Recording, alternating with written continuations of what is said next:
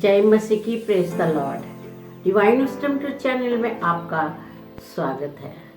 तो आइए हम प्रभु को धन्यवाद देते हैं, प्रभु की शुक्रिया अदा करते हैं। प्रभु की महिमा, गौरव और सामर्थ्य प्रकट हो, प्रभु की महिमा प्रकट हो। प्रभु आपको और आपके परिवार को आशीष दे, चंगाई दे, स्वस्थ रखे और खुश रखे।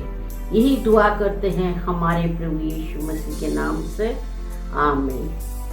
तो आइए आज हम आज का कलाम प्रभु यीशु मसीह को समर्पित करते हैं। प्रभु यीशु मसीह हमें मार्गदर्शन करें ताकि हम इस कलाम को ग्रहणशील होकर सुन पाए, समझ पाए और अपने जीवन में अमल कर पाए, आमीन।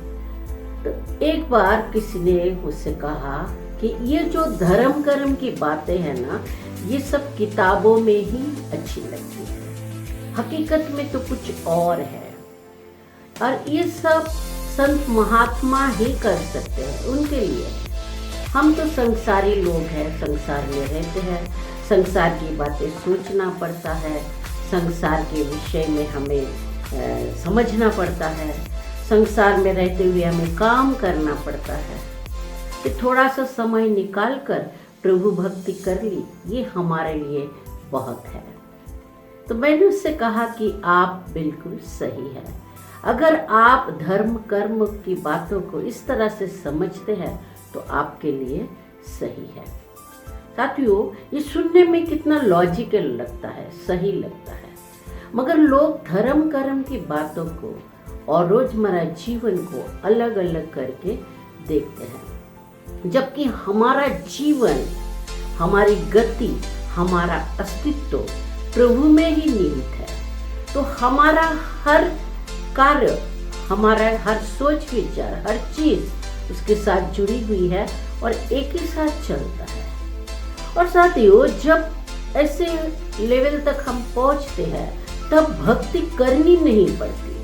भक्ति एक ऐसी चीज है जो अपने आप होने लगती है और पवित्र आत्मा हमें भक्ति करने के लिए प्रेरित करते हैं, हमारे अंदर भक्ति को जगाते हैं, आमीन। तो साधु पौल क्या बताते हैं? कलीसियों के नाम साधु पौल का पत्र 3 अध्याय 1 से 4 पद में साधु पौल अपने पत्र में बताते हैं कि यदि आप मसीहा के साथ जी उठे हैं, जो ईश्वर के दाहिने विराजमान है, तो आप ऊपर की चीजों को खोजते रहे। आप पृथ्वी पर की नहीं, ऊपर की चीजों की चिंता किया करें। आप तो मर चुके हैं, आपका जीवन मसीहा के साथ ईश्वर में छिपा हुआ है। मसीहा ही आपका जीवन है। जब मसीहा प्रकट होंगे तब आप भी उनके साथ महिमान्वित होकर प्रकट हो जाएंगे, आमीन। तो साधु पौल बता रहे हैं कि आप ऊपर की चीजों की खोज करें। तो क्या हमें ऊपर की चीजें खोजने के लिए ऊपर जाने की जरूरत है? नहीं, ये संसार में ही हमें ऊपर की चीजों को खोजना है। प्रभु यीशु मसीह कहते हैं, खोजो, ढूंढो, तुम्हें मिल जाएगा। और साधु पौल बता रहे हैं कि आप लोग ऊपर की चीजों की चिंता किया करें। तो इसका मतलब ये नहीं है कि आप आंखें बंद कर ले, स्वर्ग की कल्पना करें कि आप कितना अच्छा स्वर्गदूतों के साथ गाना गा रहे हैं। इसका मतलब सिर्फ ये नहीं है। इसका मतलब है कि आप हर दिन के काम काज में आपके सोच विचार प्रभु परमेश्वर की सोच विचार के अनुसार हो। आप जो सोचते हैं, आप जो करते हैं, वो सकारात्मक हो। और आप हमेशा चिड़चिड़ करना, दुख मनाना, गुस्सा करना, चिढ़ना, शिकायत करना बंद कर दें। तो आप वो देख पाएंगे जो प्रभु परमेश्वर आपके लिए कर रहे हैं। वो महत्वपूर्ण चीज आप देखें और उसे समझें। तो तब तो भक्ति अपने आप होने लगती है। तब तो प्रभु को धन्यवाद देते हैं, प्रार्थना निकलती है, प्रेज द लॉर्ड बोलते हैं। तो हमेशा वो देखने की हम कोशिश करें कि परमेश्वर हमारे लिए क्या कर रहे हैं। अब देखिए ऊपर की चीजें क्या क्या है। अब ये ऊपर की चीजें ये हर किसी के लिए अलग अलग हो, किसी कोई डेफिनेशन नहीं है, मगर ये भरपूर है, अनगिनत है। जिस तरह संसार में हर चीज, कुछ चीज की कमी नहीं है, भरपूर है, अनगिनत है, मगर इस पृथ्वी पर चॉइस है, ऑप्शन है, मगर ऊपर की चीजों के लिए कोई चॉइस या ऑप्शन नहीं है। आप ये नहीं कह सकते कि ये ज्यादा महत्वपूर्ण है, या ये महत्वपूर्ण है, ये महत्वपूर्ण नहीं है, या ये कम महत्वपूर्ण है। आप ऐसा नहीं कह सकते। तो चीजों की जो कीमत है, महत्व है, वो इंसान तय करता है। हम एक कहानी जानते हैं बाइबल में, प्रभु यीशु मसीह बताते हैं लूक 15 अध्याय 8 से 10 पद में।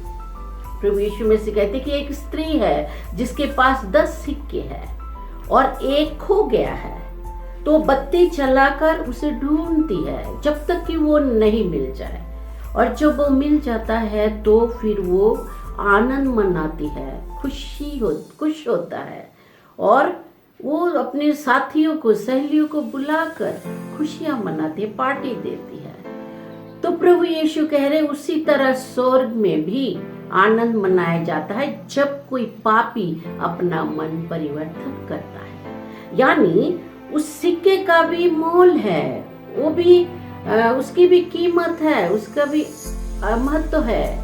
उसी तरह एक पापी जब मन फिराता है, मन परिवर्तन करता है, तो स्वर्ग में भी वो बहुत ही महत्वपूर्ण होता है। तो होता क्या है, इंसान तय करता है हर चीज की कीमत, उसकी महत्व। चीज की तो छोड़ो, इंसान की कीमत भी तय करता है। एक नौकर चाकर का अहमियत क्या है, उसकी कीमत क्या है। मान लीजिए कि आपके पास, आपके हाथ से 1 लाख रुपए का हीरा, डायमंड अंधेरे में खो गया है, और आप 1 रुपए का मोमबत्ती जलाकर उसे ढूंढ निकालते हैं, तो उस समय उस 1 रुपए मोमबत्ती का कीमत क्या होगी, कैंडल की कीमत क्या होगी। मान लीजिए कि आपने 2 रुपए के पेन से एक नोबेल लिखा है, और वो नोबेल विश्व प्रसिद्ध हो गया है। तो 2 रुपए की पेन ने क्या काम किया है, ये सोचने समझने वाली बात है।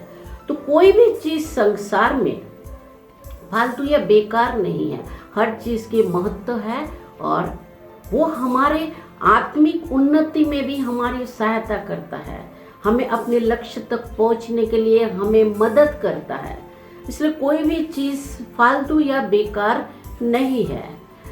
अगर आप पेन से लिखते हैं, बहुत अच्छा लिखावट होती है, तो वो पेन से आप अपने कान खुजाते हैं, तो कान में टूटता है, तो आप ये नहीं कहते कि ये पेन बुरा है, ये पेन अच्छा नहीं है, क्योंकि वो ईयरबड की तरह काम नहीं करता, क्योंकि वो पेन है।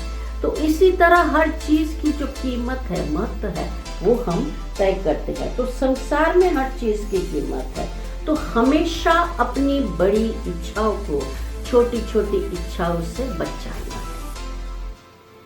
कोई महत्वपूर्ण काम हम इसलिए नहीं करते, इसलिए छोड़ देते हैं कि टीवी पर मेरा फेवरेट सीरियल चल रहा है, आज संडे है, इंडिया और पाकिस्तान का क्रिकेट मैच है, मैं छोड़कर चर्च नहीं जा सकता।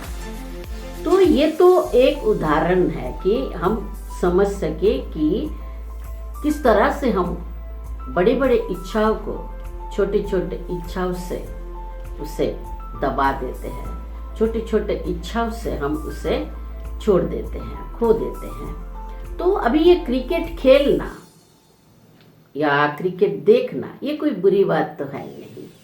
तो हमेशा अपनी बड़ी इच्छाओं को छोटे छोटे इच्छाओं से बचाना है। तो हम अपनी बड़ी इच्छाओं को छोटे छोटे इच्छाओं से बचा नहीं पाते। तो साधु पौल यहाँ बता रहे हैं कि पृथ्वी पर की नहीं बल्कि ऊपर की चीजों की चिंता किया करें।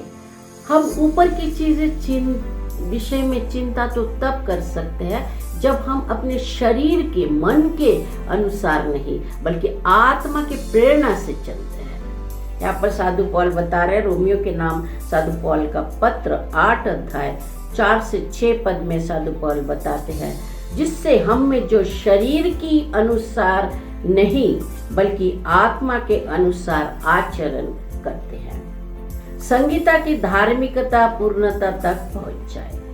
क्योंकि जो शरीर की वासनाओं से संचालित है वे शरीर की बातों की चिंता करते हैं और इसका परिणाम मृत्यु है। जो आत्मा से संचालित है वे आत्मा की बातों की चिंता करते हैं और इसका परिणाम जीवन और शांति है।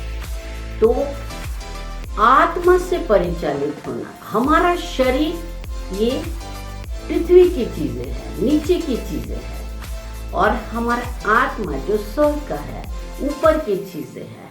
तो शरीर की चीजों के लिए हमें कुछ ये नहीं करना पड़ता, सोचना नहीं पड़ता, वो अपने आप होने लगता है।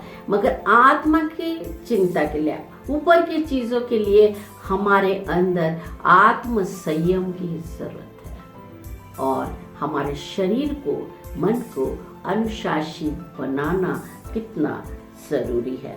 तो हमें हमेशा उस बात पर सोचना चाहिए कि सजग रहना है, हमें उस बात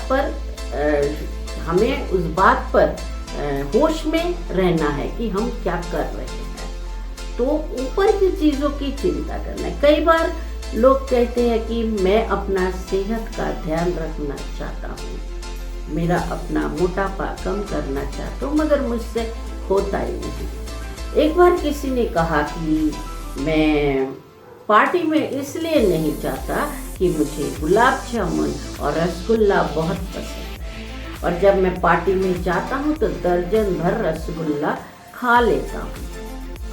दरअसल ये जो सोच है कि मैं दर्जन भर रसगुल्ला खा सकता हूँ और खा लेता हूँ, तो ये सोच विचार को ही बदलना है। साथियों, अगर हम एक रसगुल्ला, एक गुलाब जामुन पर विजय नहीं पा सकते तो शैतान पर विजय कैसे पाएंगे? तो हमें देखना है कि हम किस दिशा में चल रहे हैं। तो हमें एक पत्र हम पढ़ते हैं 2 तिमोथी 1 अध्याय 7 पद में साधु पौल बताते हैं अपने पत्र में कि ईश्वर ने हमें वीरता का नहीं बल्कि सामर्थ्य, प्रेम तथा आत्म संयम का मनोभाव प्रदान किया है। तो हमें प्रभु यीशु मसीह में दृढ़ बनना है। तो प्रभु का मनोभाव हम में होना चाहिए, प्रभु का मनोभाव हमें हो, प्रभु का सोच विचार हमारा सोच विचार हो, मसीहा का जीवन हमारा जीवन हो, क्योंकि हमारा जीवन मसीहा में, ईश्वर में छिपी हुई है। तो जब प्रभु यीशु मसीह प्रकट होंगे तब हम भी महिमान्वित होकर प्रकट हो जाएंगे। तो इसलिए हमारे शरीर को, हमारे मन को अनुशासन की जरूरत है, हमें आत्म संयम की जरूरत है। तो हमें आत्म संयम से ही हम उस ऊपर की चीजों के विषय में सोच सकते हैं और उस विषय में हम अपने अंदर उसे ग्रहण कर सकते हैं। तो इसलिए हर दिन पवित्र आत्मा से प्रार्थना करना जरूरी है। साधु पौल यहाँ बता रहे कि हमें भीरुता का नहीं बल्कि सामर्थ्य का आत्मा मिला है। हमें सामर्थ्य का आत्मा है, हमें प्रेम का आत्मा है, हमें आत्म संयम का आत्मा है। तो हमें हमारे मन और शरीर को भी अनुशासित बनाना है। तो इसलिए हमें पवित्र आत्मा का मार्गदर्शन जरूरी है। पवित्र आत्मा हमें गाइड करता है, पवित्र आत्मा से हमें शक्ति प्राप्त होती है। तो हर दिन आप पवित्र आत्मा से शक्ति प्राप्त के लिए प्रार्थना जरूर करें। प्रभु आपको और आपके परिवार को आशीष दे, चंगाई दे, स्वस्थ रखे और खुश रखे। आप हमेशा हर हाल में, हर परिस्थिति में खुश रहे, मुस्कुराते रहे। प्रभु आपके साथ है, प्रभु आपकी सहायता करता है, आपका मदद करता है। तो हमेशा खुश रहे, मुस्कुराते रहे। इसी दुआ के साथ मैं हूँ अंजलि मंडल। हमारे चैनल को सब्सक्राइब करना, बेल आइकन को दबा देना ताकि आने वाली वीडियो आप तक पहुँच पाए, और वीडियो को लाइक शेयर भी कर दें। तो आपसे इसी तरह से मिलते रहेंगे। तब तक के लिए इजाज़त दीजिए। धन्यवाद, शुक्रिया, जय हिंद।